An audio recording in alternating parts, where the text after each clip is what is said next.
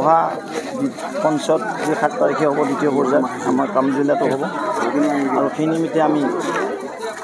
নৱগঠিত 31 নং ৰঙিয়া বিধানসভা সমষ্টিত আজি মনাকুছি পঞ্চায়তৰ আমি প্ৰচাৰ অভিযান অংশগ্ৰহণ কৰিছোঁ আৰু ৰাইজৰ যিটো আমি সমৰ্থন পাইছোঁ অকুণ্ঠ সমৰ্থন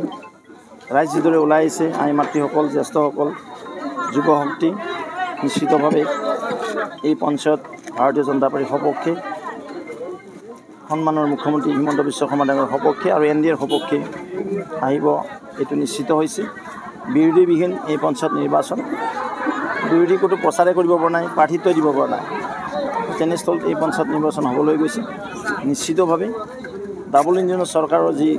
লাভালাভ ডাবল ইঞ্জিনৰ চৰকাৰে যিদৰে জনতাৰ ওচৰত সেৱা আগবঢ়াইছে এই সেৱাৰ আধাৰত উন্নয়নৰ আধাৰত এই নিৰ্বাচন হ'বলৈ গৈ আছে নিশ্চিতভাৱে ৰাইজ উন্নয়নৰ পক্ষত আছে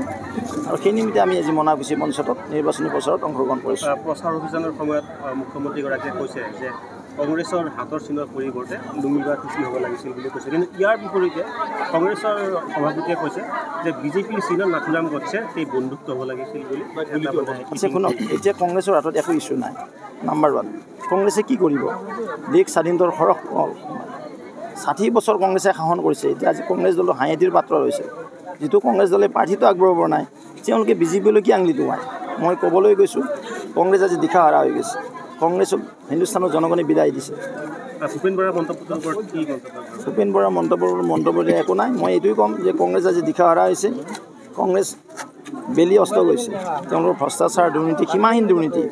এই দুৰ্নীতিত জনগণে তেওঁলোকক বিদায় দিছে